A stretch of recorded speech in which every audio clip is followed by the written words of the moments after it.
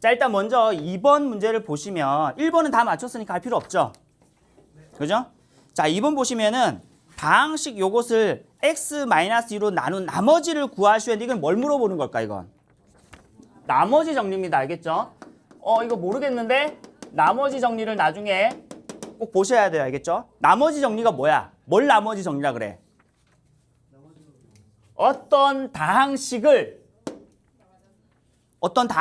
뭘로 나눌 때? 뭘로 나눌 때? 사항식? 이게 제일 중요해요. 1차식으로 나눌 때만 나머지 정리를 쓸 수가 있어요. 나머지 정리는 뭐냐면 나머지를 아주 쉽게 구하는 방법이야. 원래 나머지 구하려면 어떻게 해야 되냐면 이 식을 x-2로 어떻게 해야 돼? 실제로 나눠가지고 우리 나눗셈 하듯이 그렇게 계산해야 나오는 거거든. 근데 만약에 1차식으로 나눴을 때라고 하면 나머지를 엄청 쉽게 구할 수 있다는 거죠. 1차식으로 나누면 나머지는 몇 차식이 될까요? 상수항이 되죠. 0차식이 되죠. 항상 나누는 차수보다 한 차수 낮은 게 나와요. 나머지는. 그래서 원래 우리가 5로 나누면은 나머지는 뭐가 나와? 5 미만인 애들만 나오잖아요. 나머지가. 5로 나누면 5가 나머지가 될 수 있어요? 6이 나머지 될 수 있어? 5로 나누면 항상 나머지는 뭐야? 4 이하야. 그지? 맞나요? 마찬가지로 여기 n차식이잖아요. n차식으로 나눴을 때 나머지는 몇 차식이 나오냐? n-1차 이하가 나와요. 그러니까 만약에 1차식으로 나누게 되면 얘는 무조건 뭐밖에 올 수밖에 없어? 상수항밖에 나올 수밖에 없죠. 상수항은 그냥 뭐야? 숫자라는 거야. 숫자로 이루어진 항을 상수항이라 그래요. 그럼 숫자가 나오는데 이 숫자를 어떻게 구할 수 있냐? 이게 나눗셈식인 거 알고 있어요? 나눗셈식인 거? A를 B로 나누면 몫이 Q고 나머지가 R이다. 요 식 기억나요? 이렇게 쓰잖아. 검산할 때 초등학교 때 이렇게 썼지. 이 식 그대로 써주는 거거든. 그럼 여기서 내가 알고 싶은 건 뭐야? 얘 R이잖아요. 그죠? 지금 못 알아들을 수는 있는데 이 나눗셈식이 대표적인 항등식이에요. 무슨 식이라고? 항등식 들어봤어요? 뭐야 항등식이? 항상 등호가 성립하는 식. 그래서 뭐야? 항등식. 알겠죠? 그럼 여기다가 내가 x에다가 뭐 집어넣어도 된다는 거야. 아무거나 다 집어넣어도 무조건 이 식은 성립한다는 거잖아. 근데 내가 qx를 알고 있어요? 모르고 있어요? 근데 나머지를 구할 때는 얘 몰라도 된다는 거야. 왜? 여기 뭐 집어넣으면 되는데. 2만 집어넣으면 싹 다 없어지고 뭐만 남아요? 상수항만 남죠? 그럼 여기 2를 집어넣는 거야. 그지? 아마 대부분 이렇게 해서 문제 풀었을 거예요. 이거 정답률 나쁘진 않은데 아마 실제로 이 나머지 정리를 이용해야 된다는 거 모를 수도 있을 것 같아서 설명하는 겁니다. 나머지 정리는 언제만 사용할 수 있다? 1차식으로 나눌 때에 나머지를 구하는 방식이 나머지 정리입니다. 알겠죠? 그 다음에 자 3번은 뭐 넘어가 되겠죠? 인수분해 하시고 이거 잘못해서 3, 2로 안 하고 6, 1로 한 애들 있더라. 이거 많이 실수합니다. 이거 알겠죠? 그것도 실수니까 잘 봐두시고 그 다음에 4번 보시면은 4번을요. 야 4번에 1이라고 적은 애가 너무 많은 거야. 4번에. 그래가지고 내가 왜 계속 4 아니면 1인 거야. 답은 4거든요.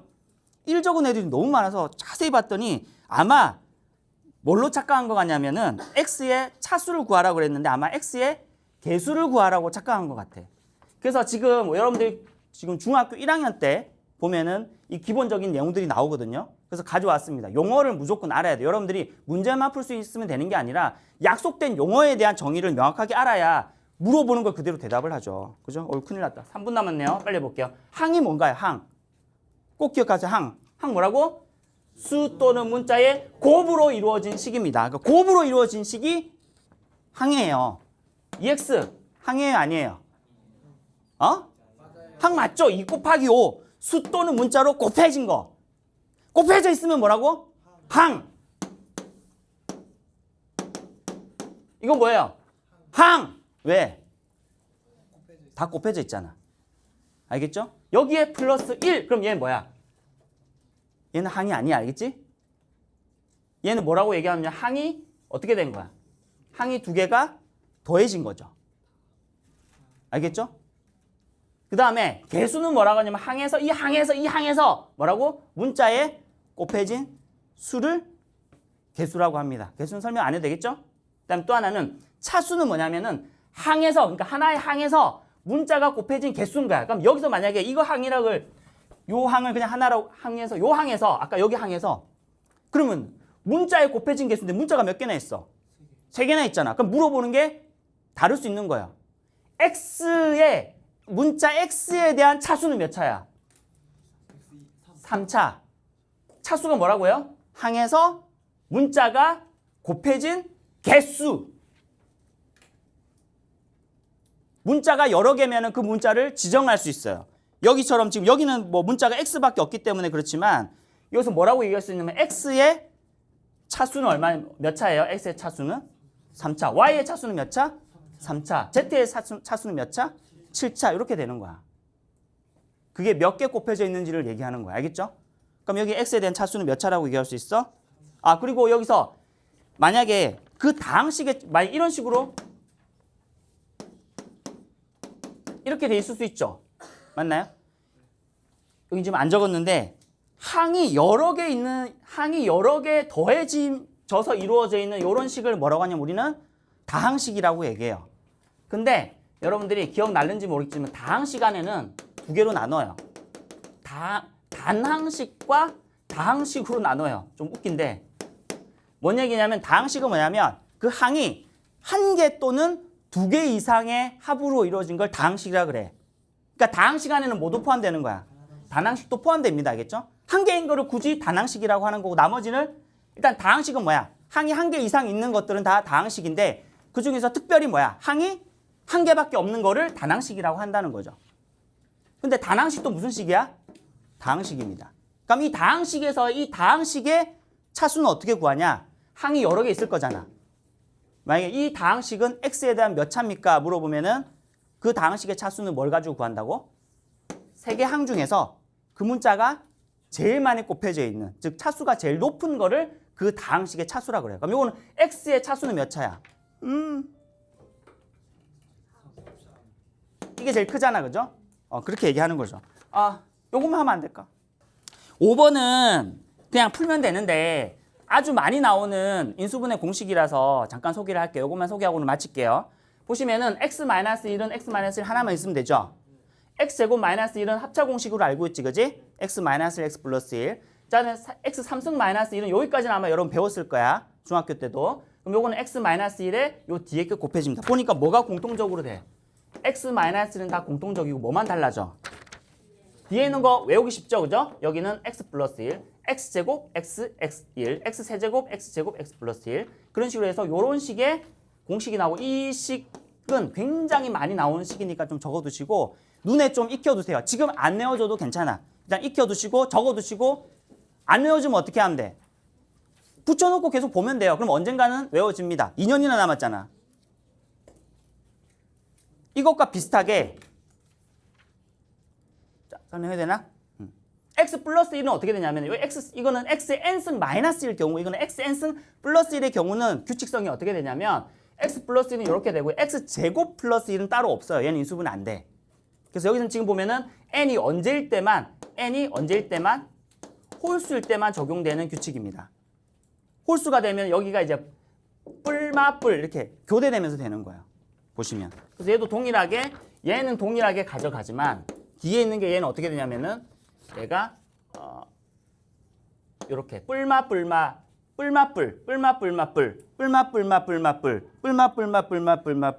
이렇게 되고 여기서 뿔마 해서 마지막에 뭐가 돼야 되는 거야? 플러스 1이 돼야 되니까 나중에 되면 요 놈이 홀수일 때만 적용이 되거든요. 그래서 요것도 조금 나중에 그냥 단순히 외우는 게 아니라 그 규칙성을 좀 알아야 된단 말이에요. 규칙성이나 그다음 왜 그런지도 알아야 되는 거니까 요거 내일 설명을 좀 추가적으로 하면서 나머지 부분도 좀 하겠습니다. 혹시 오늘 거에 대해서 질문?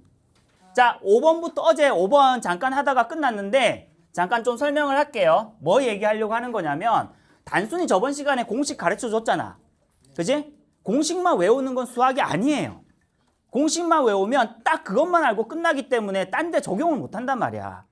그래서 딴 데 적용을 하려고 하면 왜 그런지를 알아야 원리를 이해해야 그 다음에 다른 것들에서 굉장히 많이 적용이 되고 고난이도 문제들은 사실 여기서 다 갈리는 거예요. 알겠죠? 대답 좀 해주세요. 네. 자, 그러면은 x의 5승 마이너스 1은 어떻게 인수분해 하느냐 했을 때 저번에 어떻게 얘기했어? 일단 뭐는 x 마이너스 1은 무조건 있는 거라 그랬지. 나중에 요거 나머지 얘를 구하세요 하는 문제들이 좀 있거든요. 만약에 얘가 굳이 요게 아니다 하더라도 얘하고 뭘 곱하면 얘가 되느냐고 물어보는 애들이 있는데 이럴 때에 어떻게 할 거야? 몫인 거죠. 어떻게 보면. 얘를 얘로 곱하고 나머지 뭘로 곱하면 얘가 됩니까? 라는 여기 안에 뭐 들어갈까요? 라고 했을 때 공식 모른다고 쳐봐. 저걸 어떻게 구할 거야? 치환? 어떻게?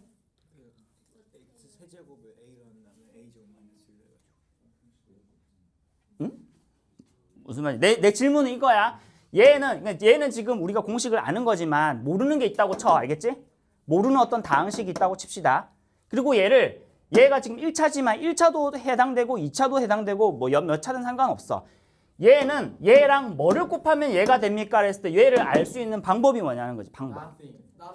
Nothing? No. 노고다 어떻게?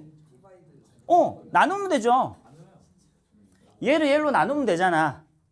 근데 마침 1차로 나눴을 때의 나누는 원래는 이거 어떻게 해야 된다고? 얘를 원래 이렇게 해야 돼. x의 5승 플러스 뭐야? x의 0 곱하기 x의 4승 플러스 0 곱하기 x의 3승 0 곱하기 x의 제곱 0 곱하기 x 플러스 1이랑 어떻게 한다고? 이렇게 해가지고 x 마이너스 이거 실제로 나눴던 거 기억나요? 이거 원래 이렇게 해야 되잖아.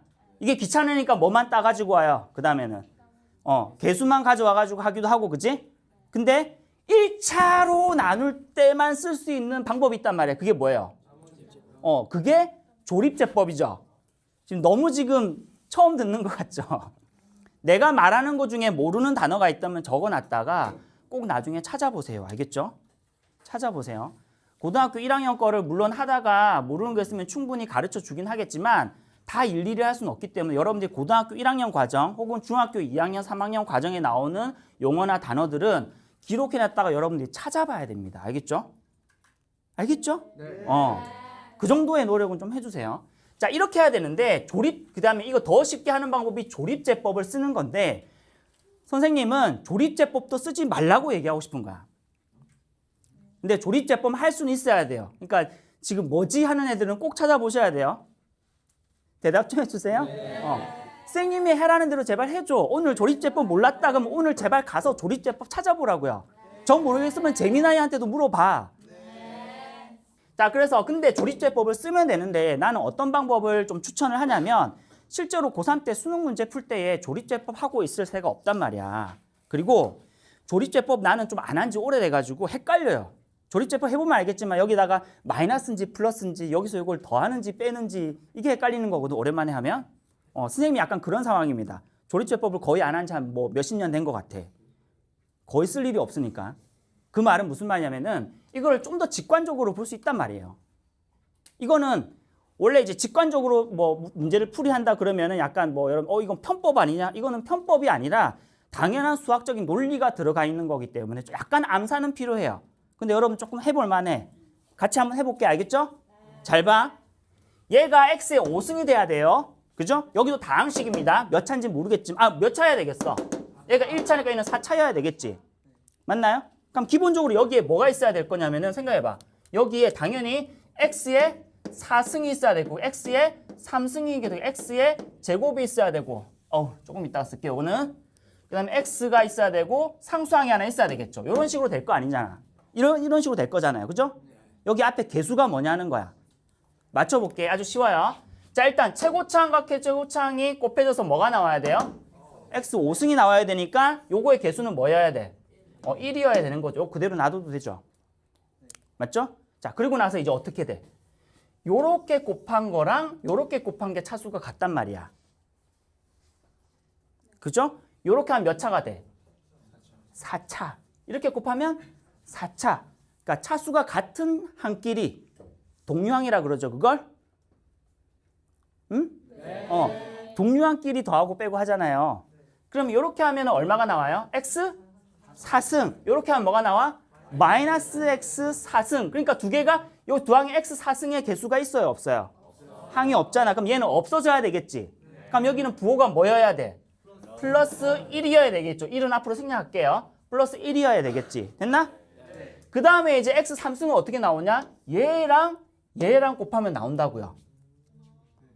그럼 이렇게 곱하면 뭐가 돼요? x 3승 마이너스 x 3승이니까 아하 얘도 플러스 1이면 되겠네? 따라와줘요? 자, 그 다음에 이렇게 하면 x 제곱, 이렇게 하면 마이너스 x 제곱 없잖아. 플러스 됐죠? 마지막 상수항 뭐냐? 이렇게 뭔지 모르겠죠. 무슨 숫자가 있을 거잖아, 그지? 근데 x항이 이거 얼마예요? 마이너스 1이지. 마이너스 x잖아. 그럼 여기는 뭐가 있어야 없어져? 플러스 x. 그러니까 플러스 1이어야 되고, 이렇게 하다가 내가 실수할 수도 있잖아요. 맨 마지막 검산으로 뭘 해보면 되냐면 마지막으로 얘와 얘를 곱한 게 상수항에 있는지만 보면 되는 거야. 마이너스 1 곱하기 1, 마이너스 1, 맞네. 어이? 알겠죠? 이렇게 하면 돼요. 그럼 얘도 마찬가지로 문제가 x 플러스 1이었다고 쳐봐. 알겠지? 그리고 얘 뭡니까? 라고 물어본다고 해봅시다. 알겠죠? 여기도 마찬가지. 처음이면은 이렇게 써놓고 해도 돼요. x의 4승, x의 3승, x의 제곱, x, 그 다음에 상수항 이렇게 적어놓고 해도 됩니다. 요건 좀 긴 편입니다, 사실은. 나중에 뭐 수능에서 다루는 문제들은 훨씬 더 짧아요, 사실. 자, 그럼 여기도 마찬가지. 여기 x의 4승, 5승 해야 x의 5승 되잖아요. 대답 좀 해줘? 그럼 여기에 개수가 뭐 해야 돼? 1 그대로여야 되지. 그 다음에 얘랑 곱한 거랑 얘랑 곱한 게 차수가 4차로 똑같단 말이야. 근데 여기 있어, 없어? 없지. 없으려면은 두 개가 상쇄돼야 되는데 이렇게 곱하면 x 4승. 이렇게 곱해도 x 4승인데 없어지려면 여기 뭐? 마이너스. 이런 식으로 이거는 처음에 조금 하다가 헷갈릴 수도 있는데 조금만 연습하면은 조립제법 쓰는 것보다 훨씬 간단하고 훨씬 그냥 수학적으로 푸는 방법이라고 보시면 돼. 오히려 조립제법이 뭐냐면 논리가 없는 거야. 그냥 외워서 쓰는 방법이잖아. 조립제법 찾아봐, 알겠지? 그게 오히려 수학적인 논리가 없어. 왜 더하지? 설명 못합니다. 그냥 하는 방법이에요. 이거는 여러분들이 더하기 곱하기만 할 수 있으면 할 수 있는 방법, 논리적인 방법이거든. 그러다 보면 결국은 이런 식으로 된다라는 것만 이해 좀 해주시면 되겠어요. 그래서 저번 시간에 쌤이 말씀드렸던 그 공식을 단순히 공식으로만 외우지 마시고 왜 그런지에 대한 이해도 있으면 좋겠다는 얘기입니다. 됐죠? 오케이. 5번은 이렇게 하고 넘어가고요. 6번 볼게요. 요거를 또 못 나누냐? 이건 해봐야 되는 거지. 해봐야 되는데 기본적으로 나누기 힘들어 보이네요. 그리고 이걸 나눌 수 있느냐 없느냐는 사실 인수분해 영역이잖아, 그지? 인수분해 영역에서 이건 인수분해로 다뤄야 되는 거죠. 실제로 여기서는 다 안 나눠집니다. 근데 다른 것들은 나눠지냐 안 나눠지냐는 거기서 확인을 해봐야 되는 거죠. 확인해봐야 됩니다. 그거는 굉장히 그 식이 어떤 식이냐에 따라 다르고, 근데 수능에서는 그렇게 어려운 인수분해 안 냅니다. 알겠죠? 인수분해 언제 배워요, 여러분들? 고1 때도 배우고 중3 때도 배우나? 근데 거기서는 뭐 그런 거 있잖아. 내신 문제집 보면 맨 마지막에 심화 해가지고 뭐 복잡한 식의 인수분해 막 이런 게 나오잖아요. 수능에서는 그런 걸 본 적이 없어요. 그런 것까지 몰라도 돼요. 단순하게 기본적으로 알아야 되는 공식만 아셔도 인수분해는 충분히, 인수분해 자체가 목적이 아닙니다. 인수분해는 뭐 하려고 하는 줄 알아요? 혹시 아는 사람? 인수분해는 뭘 위해서 태어난 존재일까? 근데 문제 푸는데 어떤 문제? 방정식 풀이 때문에 생겨난 거예요. 결국은 방정식 풀이의 핵심이 인수분해거든요. 그렇기 때문에 인수분해 자체에 너무 여러분들이 깊이 들어갈 이유는 없습니다. 알겠죠? 됐나요? 오케이. 자, 6번 볼게요. 6번 인수분해 하라는 거였지. 나는 맞게 한 것 같은데 틀렸다고 돼 있는 애들이 있을 거야. 이렇게만 하고 끝나서 그래요. 인수분해는 어디까지 해야 됩니까? 더 이상 나눌 수 없을 때까지 해야 인수분해가 끝난 거예요. 알겠죠? 그래서 그것 때문에 틀렸다고 한 거니까 억울하다고 생각하지 마시고 인수분해 이런 거구나 좀 아시면 좋을 것 같고, 그 다음에 자, 이쪽에서 일로 가는 걸 우리는 뭐라고 한다고요? 인수분해라고 한다면 인수분해의 반대 방향으로 가는 거 우리는 뭐라 그래? 얘를 전개라고 합니다. 그래서 인수분해하고 전개는 서로 반대되는 개념이니까 꼭 알아두시고 7번은 뭐 2차 방정식의 해를 구하라. 아까 얘기했죠. 여러분 기억하세요. 방정식의 해는 방정식의 풀이는 어떻게 하는 거라고? 조금 전에 얘기했잖아. 인수분해. 방정식은 무조건 인수분해로 푸는 겁니다. 방정식의 해를 어떻게 구하나요? 네 글자 뭐라고요? 인수분해. 그래서 아무리 복잡한 방정식이더라도 인수분해가 되어 있으면 다 풀린 거예요. 예를 들면은 어떤 식을 인수분해 했더니 x-1, x-2, x-3, x-4는 0이라는 방정식이 있다고 쳐봅시다. 이 몇 차 방정식입니까? 5차 방정식. 어우. 보통 우리는 3차 이상의 방정식을 3차부터는 어렵거든요. 2차 방정식까지는 할 수 있죠. 그죠? 여러분도 근해 공식도 알고 있기 때문에 굳이 인수분해 못해도 바로 근해 공식 넣어봐도 바로 알 수 있어요. 그런데 3차부터는 어려워서 수학자들이 뭐라고 부르냐면 이거는 고차 방정식이라고 부릅니다. 3차 이상을. 그럼 5차도 뭐야? 고차 방정식이죠. 그리고 실제로 5차 방정식을 풀 수 있는 방법이 따로 없어요. 대수적으로 풀 수 있는 일반적인 방법이 없습니다. 좀 말이 어려울 수 있는데 나중에 좀 설명할게요. 어쨌든 아무리 높은 차수의 방정식이라고 하더라도 얘는 지금 뭐가 되어 있습니까? 인수분해가 되어 있죠. 인수분해 되어 있기 때문에 얘는 바로 해를 구할 수 있어요. 해가 뭡니까? x는 0, 1, 2, 3, 4 해서 5개 바로 구할 수 있어요. 왜 구할 수 있다고? 인수분해가 되어 있기 때문에. 알겠죠? 그래서 앞으로 물어본다. 이거는 반드시 알고 있어야 돼요. 방정식 풀이는 어떻게 푼다고요?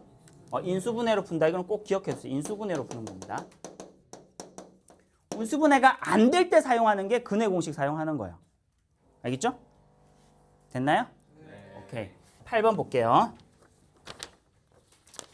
보통 아이들이 부등식을 잘 못 풀더라고요. 지금도 8번도 정답률이 되게 낮습니다. 몇 프로냐면 8번 38%. 그렇게 많지 않아요.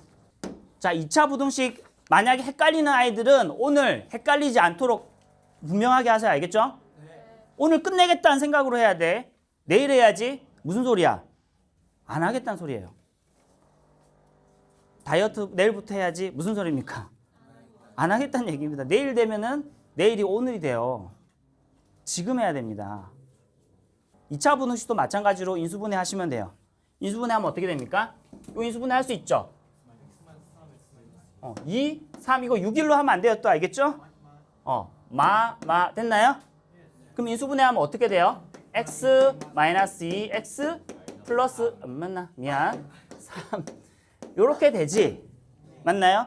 이렇게 해서 일단은 여러분들이 만약 이걸 어쨌든 이것도 빨리빨리 써먹어야 되니까 어쨌든 기억하고 있어야 되는 거 먼저 얘기하고요. 왜 그런지도 조금만 딥하게 얘기하겠습니다. 알겠죠? 괜찮죠? 네. 자, 일단은 요게 요렇게 돼 있는 거랑 요렇게 돼 있는 거랑 있잖아요. 그죠? 기억나요? 요렇게 돼 있는 거랑 짝짝끄끄? 그 뭐야? 어쨌든 2와 3이 뭐냐면 지금 2와 3 이렇게 있잖아. 그지? 어쨌든 요게 2와 3은 결국은 뭐냐? 면은 이게 0이 되게 만드는 거잖아. 요게 경계점입니다. 경계점인데 여러분들이 헷갈리는 거는 그거 아니에요? 어느 게 바깥쪽이고 어느 게 안쪽인지가 궁금한 거 아니에요? 안 까먹게 해드릴게요. 잘 들어봐. 절대 안 까먹. 오늘 이유는 절대 안 까먹을 거야.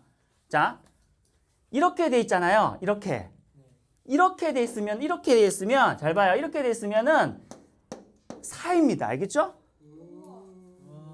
알겠죠? 까먹으면 안 돼. 4예요. 그다음 이렇게 돼 있으면은 가입니다. 가란 말 이해되나? 시내가 이렇게 바깥이란 얘기야. 알겠죠? 그래서 만약에 이렇게 돼 있으면 무슨 얘기입니까? 요것과 요거 사이란 얘기입니다. 그 다음에 요 말은 뭐야? 이렇게 크다 돼 있으면 요거 어떻게 돼요? 가란 말이에요. 이쪽 가란 말이에요. 가쪽이란 말이죠. 됐나? 오늘 이후로 절대 까먹으면 안 됩니다. 알겠지?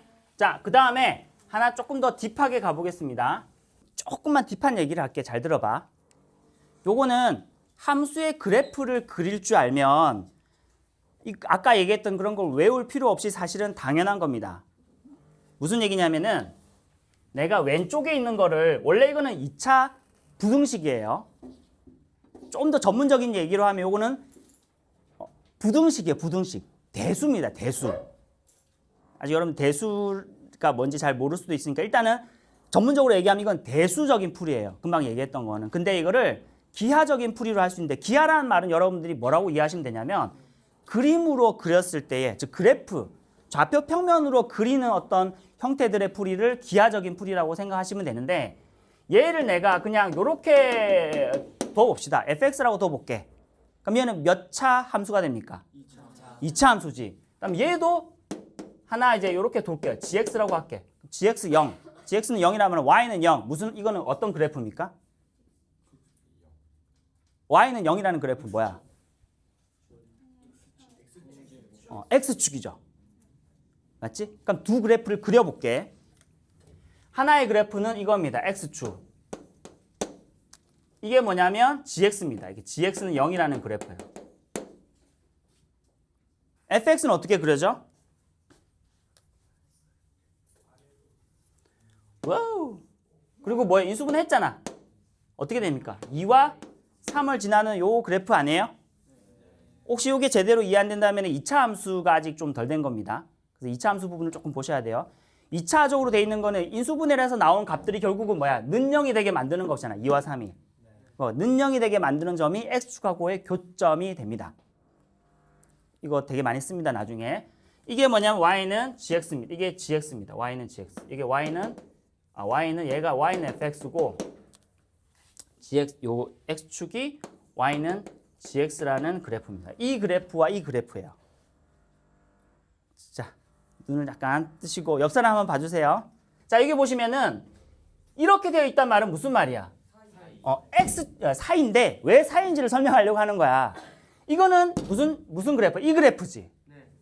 왼쪽에 있는 거는 요 그래프죠. 이 말은 무슨 말이야? 오른쪽에 있는 그래프가 왼쪽 그래프보다 큰 경우가 어디냔 말이야. 혹은 반대로 이게 x축이라는 걸 안다면 이 2차 함수는 뭐라고 얘기하는 거야? x축보다 작은 거 얘기하는 거잖아요. 함수 값에서 작다는 얘기는 위아래를 얘기하는 겁니다. y축이 이렇게 있으니까. 그러면은 x축보다 작은 거, 그 말은 x축 밑에 있는 게 어디 있어? 여기 있잖아요. 그래서 뭐가 된다는 거야? 사이가 된다는 거예요. 반대로 이렇게 된다 해봐. 그러니까 그래프가 x축보다 크다는 얘기잖아요. 어디가 커? 여기! 그래서 가쪽이 되는 겁니다. 알겠죠? 이런 식으로 해석하면은 여러분들한테 정말 어려운 문제 내볼게. 봐봐. 정말 어려운 문제. 그렇지만 원리만 알면 너무 쉬운 문제. 이렇게 돼 있다 칩시다. 자, 몇 차 부등식입니까? 와, 10, 18, 20, 23. 여러분들의 숫자인 23. 마이클 조던의 등번호인 23. 소수인 23. 자, 23차 부등식이에요. 이거를 고차 부등식이라고 합니다. 그냥 3차 이상의 부등식을. 이건 굉장히 어려운 겁니다. 어려운 건데 고차 부등식도 인수분해만 되면 다 끝나요.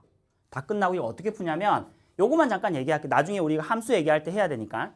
이게 위에 있는 차수가 1, 3, 5, 7, 9처럼 홀수 차수가 되면은 뚫고 나가요.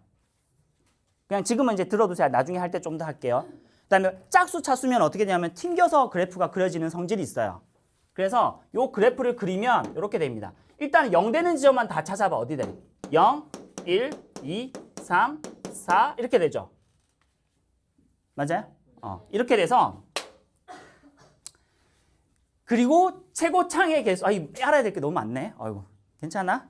하지 말까?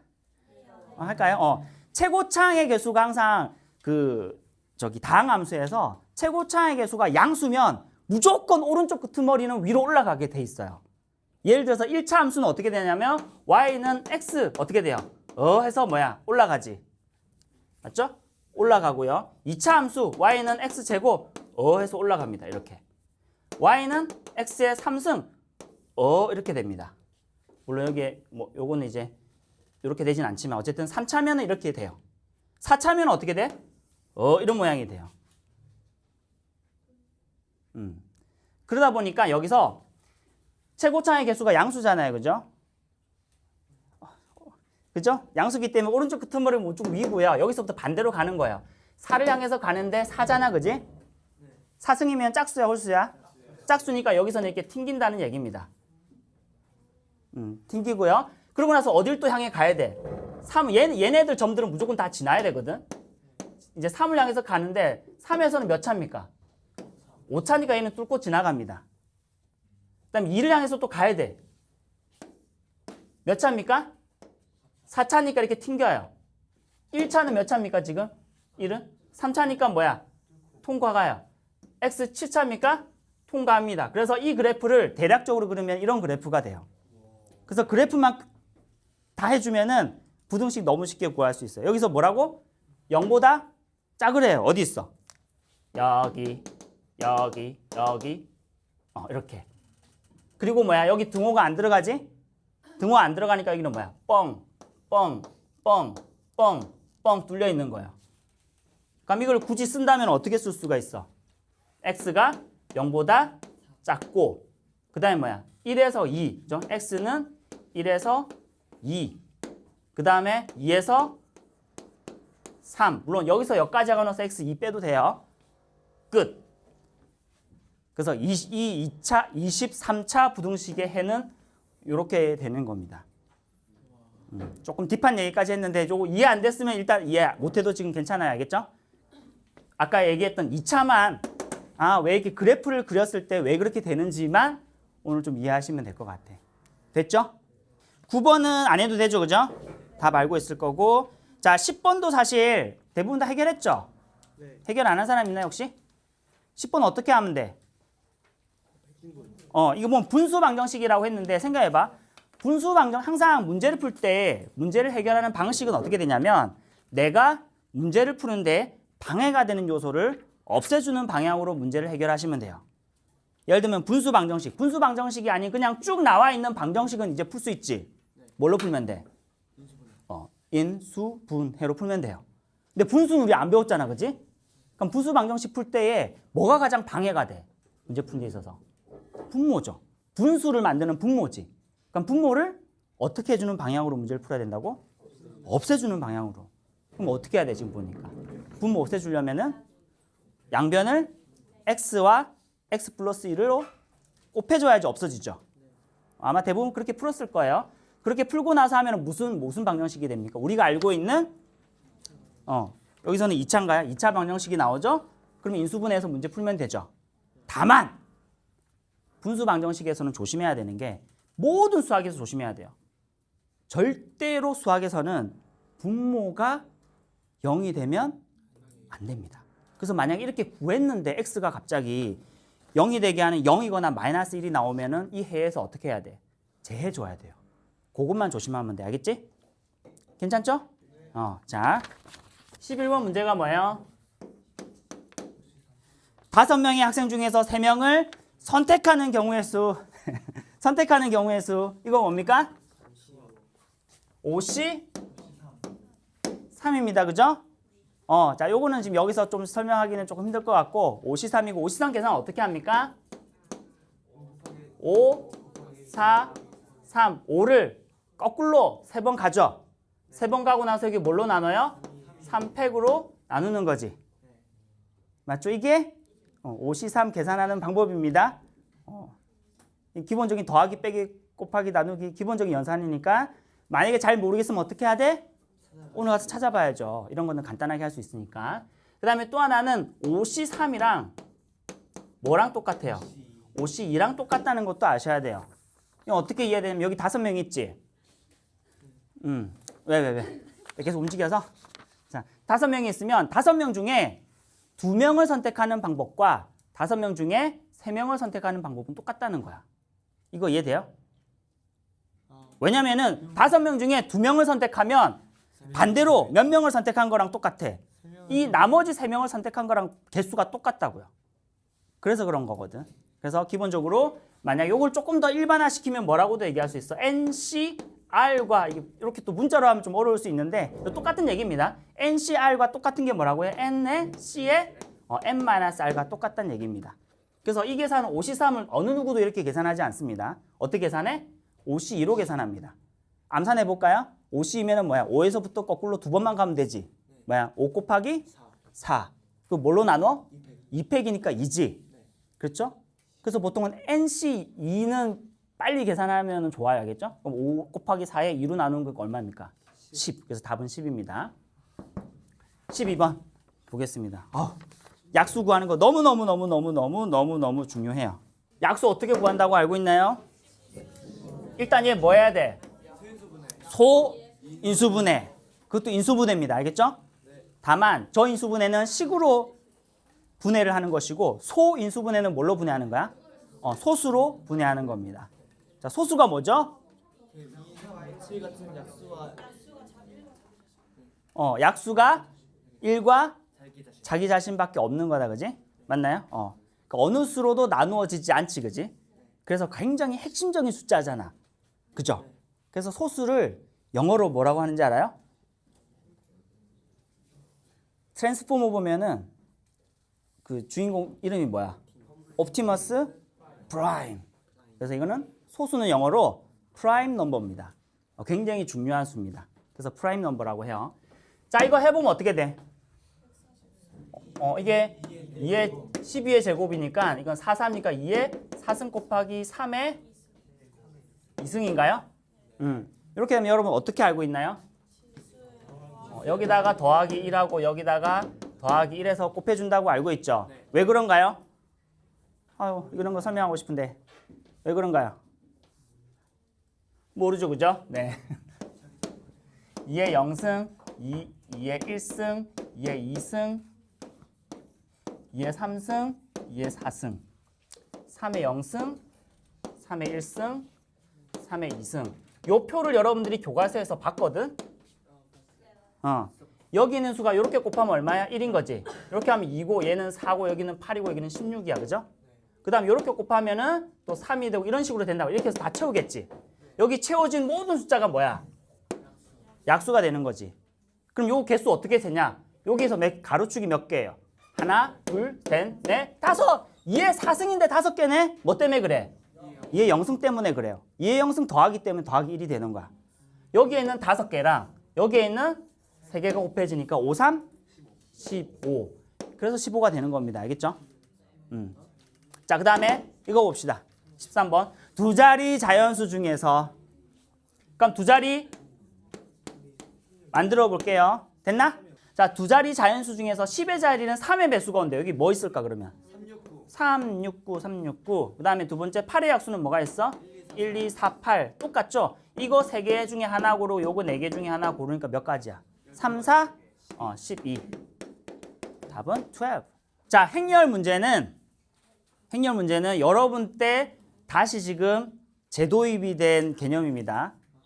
예전에 10몇 년 전에 행렬을 배웠다가 중간에 행렬이 없어졌습니다. 왜냐하면은 행렬에서 옛날에 굉장히 어려운 합답형 문제들이 좀 나왔었거든요. 되게 헷갈리는 것들이. 그래서 이게 별 필요 없다 해가지고 뺐어요. 뺐는데 다시 도입되는 데까지 꽤 시간이 걸렸고 도입될 때 많은 선생님들이 반대를 했습니다. 왜냐면은 행렬에서 쓸데없이 어려운 문제들이 좀 많았거든요. 그래서 여러분들한테 들여오는 대신에 조건이 하나 있는데 뭐냐면 아주 간단한 것들만 다룬다 이렇게 해가지고 행렬이 들어왔습니다. 그래서 행렬은 옛날처럼 어려운 문제 안 나옵니다. 알겠죠? 딱 요 정도 수준만 여러분들 알고 있으면 돼요. 알겠지? 근데 왜 하필 행렬이 들어왔을까? 맞아요. 코딩 때문에 그래요. 컴퓨터가 행렬로 계산하기 때문에 그렇습니다. 자, 이거 볼게요. 곱하기잖아. 더하기 빼기는 같은 한끼리 더하고 빼고 하면 되고요. 곱하기는 어떻게 하냐면은 어떻게 한다고요? 이런 식으로 나눠서 요거랑 그러니까 요렇게 곱하고 요렇게 곱한 거를 더한 게 첫 번째 항이 되는 거고요. 3, 2, 6, 2, 3은 6 얼마입니까? 12. 그 다음에 그래서 요거는 지금 우리가 요렇게 하면 요거를 1행, 2행 이렇게 부르지. 그 다음에 1열, 2열이라고 부르죠. 지금 이걸 어떻게 계산했냐면은 1행과 1열이 곱해졌잖아. 이건 어디 가냐면은 1행, 1열은 그 다음 곱하기에 1행, 1열로 가요. 이거는 그냥 사실은 곱하기를 어떻게 하는지에 대한 약속이거든요. 이거는 뭐 이렇게 한다는 근거는 없어요. 그냥 이렇게 하기로 약속한 겁니다. 정의입니다. 정의. 곱하기를 어떻게 하는지. 마찬가지 이제 여기서 요거랑 요거랑 하면은 뭐가 돼? 1행 2열을 곱하면은 여기에 있는 거 곱하고 여기 있는 거 곱해서 더하면 돼요. 3일은 2형은 그럼 여기 뭐가 됩니까? 3. 그다음 여기 그다음에 끝났으면은 이제 2행 1열. 그럼 2행 1열은 여기 들어가네요. 얘는 얘랑 얘랑 곱하는데 순서대로 곱하면 돼. 마이너스 1 곱하기 2 마이너스 2 4, 3 12 두 개 더하면 얼마? 10. 잘 쫓아오고 있나? 곱하기 하나도 안 어렵거든. 그리고 행렬은 복잡한 문제 안 내기로 약속했어요. 정부에서. 그러니까 걱정하지 않아도 돼. 그다음에 2행 2열. 요거 두 개 곱하면 얼마? 마이너스 1. 4형은 0이니까 마이너스 1. 이렇게 된단 말이죠. 알겠죠? 요거는 뭐 크게 내가 봤을 때는 여러분들이 크게 어려움 없이 조금만 하면은 할 수 있어요. 차례대로 할게요. 자, 18번 보시면 2,3을 지나고 기울기가 이래요. 인 직선의 방정식을 구하래요. 이거 몰랐던 애는 무조건 다시 하셔야 됩니다. 정말 중요한 겁니다. 나중에 2학기 때 미적분 넘어가면 다 함수 부분 얘기한단 말이야. 이거 어떻게 구합니까? 1차 함수. y는 기울기가 2이기 때문에 2라고 하고 여기 뭐야? x-2 플러스 3이라고 한다. 그지? 맞나요? 이 방법을 아시고 나중에 기회가 될 때 또 다른 방법도 좀 접근해 보겠습니다. 알겠죠? 일단 요거는 우리가 기본적으로 알아야 되는 거니까 꼭 기억을 하시고요. 19번 보시면 중심이 원점이고 반지름이 3인 원의 방정식을 구하세요라고 했어요. 이거 어떻게 되는 겁니까? 원래 원의 방정식 어떻게 구해요? 중심이 A, B고 반지름이 R이면 어떻게 돼? X-A의 제곱 Y-B의 제곱은 뭐라고? R의 제곱입니다. 그죠? 이것도 일단 나중에 기회가 되면 조금만 딥하게 가도록 하고 오늘은 일단 기본적으로 알아야 되는 구구단을 외운다고 생각하고 혹시 몰랐던 애들은 꼭 알고 계시고 여기서 3이라고 쓴 애들 너무 많아요. 여기 반지름 R이 아니라 여기 들어가는 건 뭐다? 반지름의 제곱이다. 9입니다. 그것 때문에 틀린 애들 몇 명이 있었어요. 20번도 뭐 구하는 겁니까? 직선의 방정식 구하는 거지. 두 점 잘 봐. 요걸 지나는 직선의 방정식이라고 합니다. 볼래요? 직선의 방정식은 뭐를 알면 직선의 방정식을 구할 수가 있어? 기울기랑 지나는 한 점. 이 두 개만 알면 돼요. 알겠지? 요거는 무조건 기억을 하시고 이렇게 되니까 점은 하나 더 많지. 근데 우리가 알아야 되는 게 뭐야? 기울기 모르지? 기울기 모르죠? 그럼 어떻게 하면 돼? 구하면 되는 거죠. 여기가 1,2고 여기가 4,6. 두 개 달라도 상관없어. 이게 위아래 뒤바뀌어도 상관없어요. 기울기 구하는 거는 어차피 상관없어. 얘 기울기 어떻게 구합니까? 그렇죠. x의 변화량분의 y의 변화량이 뭐야? 기울기잖아. x의 변화량은 얼마입니까? 3. 불러줘. y의 변화량은 얼마입니까? 4. 그럼 기울기 얼마입니까? 그럼 얘는 뭐가 됩니까? y는 기울기 구해졌다. 그지? 3분의 4에 뭐 하면 돼? x 마이너스 이 점 쓸까? 이 점 쓸까? 뭘 쓰든 상관없는데 좀 더 간단한 수 쓰는 게 낫겠지. 얘 쓰자. x-1 더하기 2라고 하시면 돼요. 알겠죠? 이건 기본적인 겁니다. 꼭 기억을 하시고요. 자, 21번 보시면 문제가 뭐예요? 원이 있어요. 그럼 뭐 해야 될까? 제일 처음에. 그려요.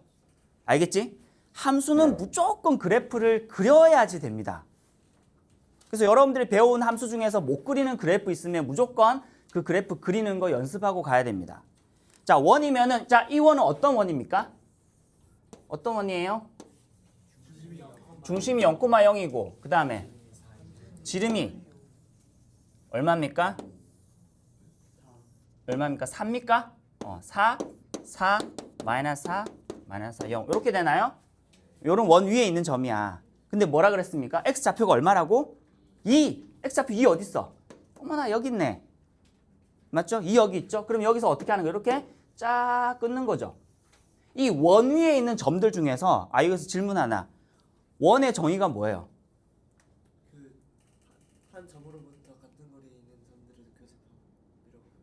거의 99% 이상. 네.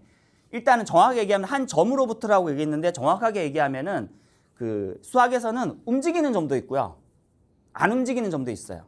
그래서 움직이지 않는 점을 뭐라고 하냐면은 정점이라고 그러고 움직이는 점을 동점이라고 그럽니다. 그래서 원의 정확한 정의는 이겁니다. 한 정점으로부터 같은 거리에 있는 점들의 모임, 집합, 자취를 얘기합니다. 자, 한번 읊어볼래요? 자, 앞으로 누가 원을 물어보면 뭐라고 대답해야 돼? 원이 뭐예요? 한 정점으로부터 다 따라하세요. 알겠죠? 따라하고 앞으로 여러분들 앞으로 뭔가 보고 아는 것은 의미 없습니다. 누가 물어봤을 때 정확하게 대답할 수 있어야 진짜로 아는 거야. 알겠죠? 자, 원이 뭐냐면 자, 쌤을 따라하세요. 한 정점으로부터 동일한 거리에 있는 점들의 집합, 모임, 자취 이런 것들을 원이라고 합니다. 알겠죠? 그럼 여기서 원이 지금 이게 원을 그렸지만 여기 있는 점은 항상 어떤 점이라는 거야? 한 정점. 여기서 한 정점은 어떤 점이게요? 원점이죠. 원점으로부터 거리가 얼마인? 4로 동일한 점들을 싹 다 모았어요. 싹 다 모으니까 어떻게 되는 거야? 이런 동그라미 모양이 됐다는 거예요. 됐죠? 이 점 중에서 뭘 찾는 거야? X좌표가 2인 점 어디 있어? 몇 개 있어? 2개 있네요. 어디? 여기랑 여기 있습니다. 맞죠? 그럼 이 점에 일단 이 점의 좌표는 일단은 뭐야? 2, 뭐식이다. 그죠? 여기도 당연히 뭐예요?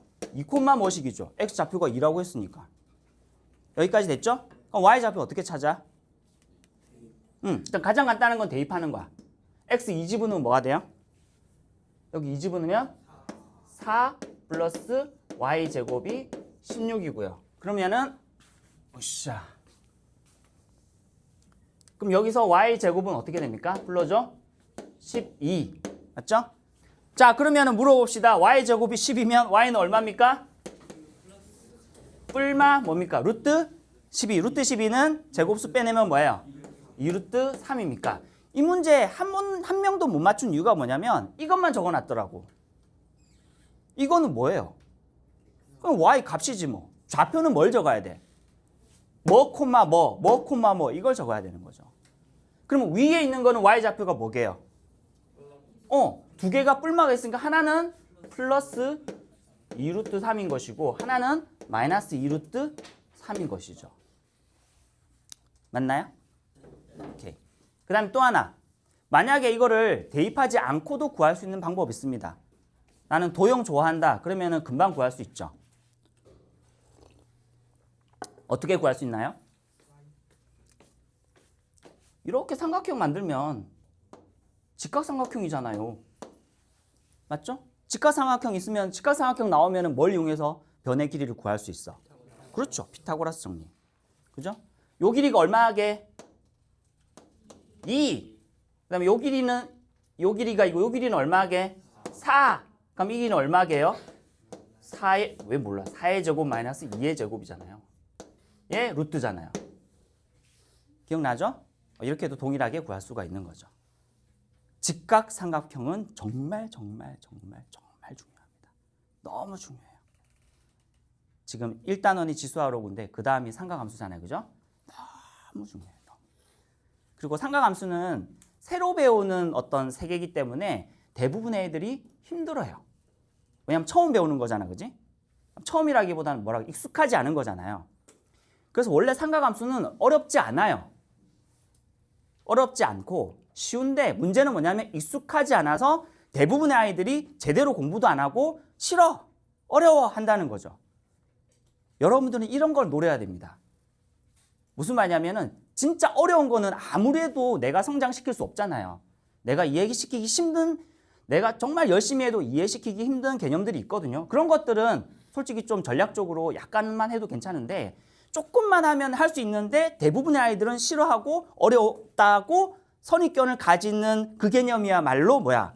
내가 조금만 해도 효과를 볼 수 있는 개념들인 거예요. 그 중에 하나가 삼각함수입니다.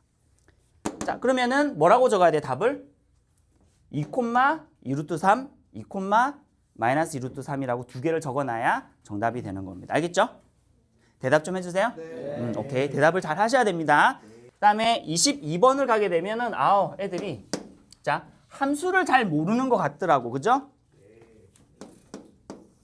함수는 나중에 워낙 중요하기 때문에 따로 한번 하도록은 하겠습니다. 함수가 뭐예요? 함수, function. 함수가 뭐죠? 그래프. 그래프로 그릴 수 있어요. 맞아요. 그것과 연관도 되고. 함수는 뭐라고 배웠습니까? x, y 값. y 값이 달라지는 뭐라고요? x 값이 달라짐에 따라서 y 값이 정해지는 거. x 값이 달라짐에 따라서 y 값이 정해지는 것. 아마 50% 정도? 그래도 뭐 어느 정도는 좀 알고 있는 것 같다. 그지? 짧게 얘기하면 근데 함수에서 원래 그런 의미는 아닌데 함수의 함자가 무슨 함자인 줄 알아요? 상자 함자. 상자 함자입니다. 그래서 여러분들이 초등학교 때 이런 그림 배웠지? 이렇게 해가지고 야 이렇게 그죠? 추억 돋는다 그지? 그래서 곱하기 2 하면 이제 여기다가 뭐 넣는 수 그지? 뭐 넣으면 뭐가 나올까 뭐 이런 거죠. 그래서 2를 집어넣으면 뭐가 나와요? 4. 3을 집어넣으면 얼마 나와? 6 나오고 이러죠. 그러면서 이제 그 펑션을 얘기할 때에 이렇게 얘기하긴 하는데 실제로 요 개념으로 원래 어원이 생긴 건 아니지만 이렇게도 설명할 수 있어서 이제 함수라는 이름 그 한자어로 번역을 한 겁니다. 함수는 중국말로 번역한 거 한자로 다 우리나라 그 수학적인 용어들은 다 원래는 어떤 언어였을까? 언어가 영어죠 원래. 근데 영어는 또 어디에 어원을 가지고 있어? 라틴어의 어원을 가지고 있죠.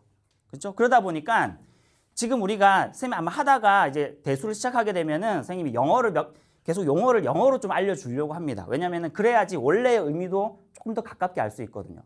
이제 번역된 말들이 사실 우리나라 말로 번역된 건 많이 없고 거의 대부분은 일본이 먼저 번역한 걸 우리가 그 한자를 그대로 쓰고 있는 경우가 많아요. 아니면 중국에서 번역한 걸 쓴다거나 그런 거거든요. 그래서 함수라는 말도 그 중국에서 외래어 표기할 때 어떻게 표기해요? 중국 갔다 와서 잘 알죠? 뭐가 비슷한 거. 그치. 발음이 비슷한 소리를 그 발음이 비슷한 소리 중에서 의미가 조금 있는 거를 갖다 붙인단 말이죠. 펑션이 함수를 중국어로 발음할 때 발음이랑 좀 비슷한가 봐. 들어봤을 때는 잘 모르겠는데 어쨌든 그렇게 해서 만들어진 단어입니다. 그것도. 그런데 어쨌든 함수란 함자 상자랑은 전혀 상관은 없는데 근데 이제 설명하다 보니까 상자로 이렇게 설명하는 게 굉장히 유익해서 상자라고 설명을 하거든요. 근데 요 보면 이해되겠죠, 그죠? 요 보이나? 잘 안 보이죠? 밑에. 자, 이렇게 적을게요. 자, 이런 식으로 해서 여기에 곱하기 2든 나누기 2든 뭔가 있을 거란 말이야. 이거를 뭐라고 하냐면 얘를 펑션이라고 그러는 거야. 이 상자를 함수라고 생각하면 돼. 알겠죠? 상자라고 생각하면 되고 그러면 여기에 들어가는 애 있잖아요. 맞죠? 이것을 뭐라고 하냐면은 들어가는 애를 우리는 입력값이라고 얘기하는 거고요. 그때 나오는 값을 뭐라고 해? 아웃풋. 출력값이라고 얘기해요. 근데 수학자들은요 되게 이상한 습성이 있는데 뭔가 길게 쓴다거나 길게 설명하는 걸 싫어해. 그래서 만들어낸 게 뭐냐면 기호라든지 문자를 만들어내요. 그래서 맨날 입력값을 우리는 입력값이라 하지만 영어로 이게 맨날 인풋 하기가 귀찮은 거야. 아웃풋 하기 귀찮은 거야. 그래서 얘를 뭐라고 하기로 했는데 그리고 얘를 뭐 이렇게 펑션 하기 귀찮은 거죠.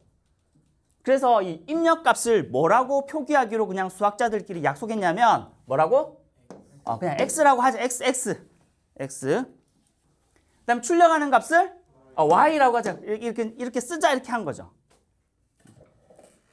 그 다음에 요 상자를 펑션 다 쓰지 말고 그냥 f 이렇게 쓰자라고 한 거죠. 그래서 나온 표기 방법이 어떤 거냐면 이 f라는 상자 안에 입력값 x를 쏙 집어넣으면 뭐가 나온다고요? y가 나옵니다라는 요 표기가 여기서 나온 거예요. 그래서 y는 fx라는 함수 표기가 나온 겁니다. 알겠죠? 이런 거고요. 그때 이 입력값을 우리는 또 입력할 수 있는 가능성이 있는 애들을 뭐라고 부르냐 우리는? 얘를 정역이라고 부른다고요. x에 집어넣을 수 있는 값. 그러니까 그냥 인풋은 뭐야? 그냥 입력하는 값인데 인풋에도 입력할 수 없는 값들이 있을 수 있겠죠. 맞죠? 만약에 정의역을 자연수로 제한하게 되면 음수는 들어갈 수 있어요? 여기 못 넣는 거죠. 맞지? 그래서 여기서 x에 들어가는 가능한 입력값. 알겠죠? 좀 더 간단하게 얘기하면은 x에 넣을 수 있는 가능한 입력값을 우리는 정의역이라고 불러요.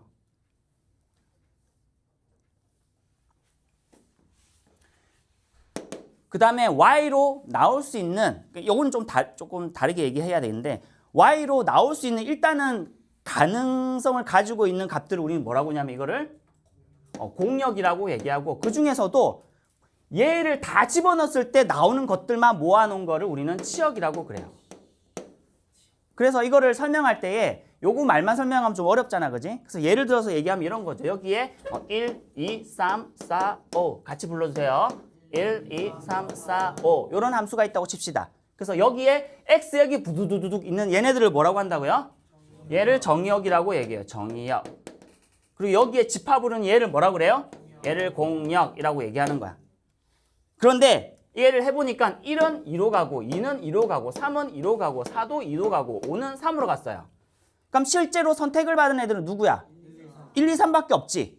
맞나? 이 1, 2, 3이라는 얘네들을 우리는 뭐라 그래? 얘를 치역이라고 얘기합니다. 알겠죠? 그래서 잘 모르겠으면 하나의 예를 가지고 기억하는 것도 좋아요. 처음에 무조건 문장으로 다 완성하기보다는. 알겠죠? 그래서 x의 정의역은 뭐라고 그래서? x에 들어갈 수 있는 가능한 입력값. 알겠죠? 이렇게 생각하시면 되고, 그러면은 봐봐. 여기로 와볼게요. 22번에 보면은 22번, 23번 같이 볼게요. 보니까 자, 이걸 무슨 함수라고 부릅니까? 유리함수 혹은 분수함수. 옛날에는 또 분수함수라고도 했고, 유리함수 혹은 분수함수라고 얘기해요. 요거는 무슨 함수? 무리함수라고 얘기합니다. 요것도 그래프 다 그릴 수 있어야 돼요. 자, 그러면 우리가 수학에서 이게 대표적인 두 가지입니다. 정의역에 제한이 되는 대표적인 두 가지니까 무조건 기억해 두세요. 수학에서는요, 어제도 얘기했지만 절대로 never 절대로 분모에 0이 들어가지 않습니다. 그러면 원래 아무 말 없으면 정의역은 뭐냐면요, 아무 말이 없으면 정의역은 항상 실수예요. 실수 전체 집합인데, 지금 저런 아무리 아무 말이 없다 하더라도 저 두 가지 경우, 그러니까 저 두 가지의 예를 여러분들이 기억해 두시면 돼요. 어떤 경우는 안 되냐면은 일단은 분모가 0이 되는 건 절대 안 돼요. 그러니까 여기서는 x가 아무 수나 다 가질 수 있지만 어떤 수를 가지면 절대 안 되는 거야. x가 2만 아니고 나머지 수는 집어넣어봐요. 문제 생겨요? 안 생기잖아. 맞죠? 그래서 정의역이라고 얘기하면은 이것만 적어도 되고요. 이거인 실수 이렇게 적어도 돼요. 아직 여러분 수체계가 조금 부담스러울 수는 있는데 일단은 x가 2가 아니다라고만 적어도 괜찮고요. 요거인 실수라고 적어도 돼. 자, 그 다음에 물론 복소수를 배우기 전이긴 하지만 일단 여러분들 혹시나 기억나는지 모르겠는데 루트가 있으면 루트 안에 항상 무슨 수가 있어야 돼? 양수만 있어야 되죠. 그죠? 물론 음수가 있어도 뭐가 있어? 허수라는 게 있긴 하다. 그지? 그렇지만 허수는 사실 직교 좌표계에 xy에 있는 좌표계에 표현할 수가 없죠. 그러니까 그래프로 그릴 수가 없습니다. 그래서 기본적으로는 루트 안에 플러스인 경우만 생각을 해요. 특별하게 어떤 제한을 두지 않는 뭔가를 이렇게 설명하지 않는 한. 그럼 여기도 뭐든가 여기가 뭐라고 생각하면 항상 0보다 크거나 같은 경우를 생각해야 된단 말이야. 봐봐, x에 이게 뭐가 돼도 돼? 0이 돼도 되잖아. 그죠? 루트 0 얼마야? 0. 근데 애들이 이제 요거 등호를 빼먹은 애들이 좀 있더라고요. 그럼 요거는 뭐라고 적으면 돼? x 마이너스 1보다 크거나 같으면 되겠죠. 요거인 실수라고 적어주면 되겠지. 됐나요? 그래서 정의역은 입력값에 넣을 수 있는 가능한 입력값을 정의역이라고 생각하시면 됩니다. 알겠죠? 됐죠? 오케이, 요거 틀리지 마시고 24번은 다 맞춰가지고 할 필요 없을 것 같고 25번은 아마 오답으로 다 처리했을 것 같습니다. 그죠? 답은 2x-5고요. 자, 이렇게 해서 일단은 고등학교 1학년 거 아주 쉬운 진단평가 문제를 마치도록 하겠습니다. 혹시 여기에서 아직도 나는 해결 안 된 게 있다. 혹시 있으면은 괜찮나요? 오케이. 이렇게 할게요. 마침 기념으로 뭐. 네. 함수에서 음. x 값에 y 값이 하나만 되어야 되잖아요. 그 이유가 뭐예요?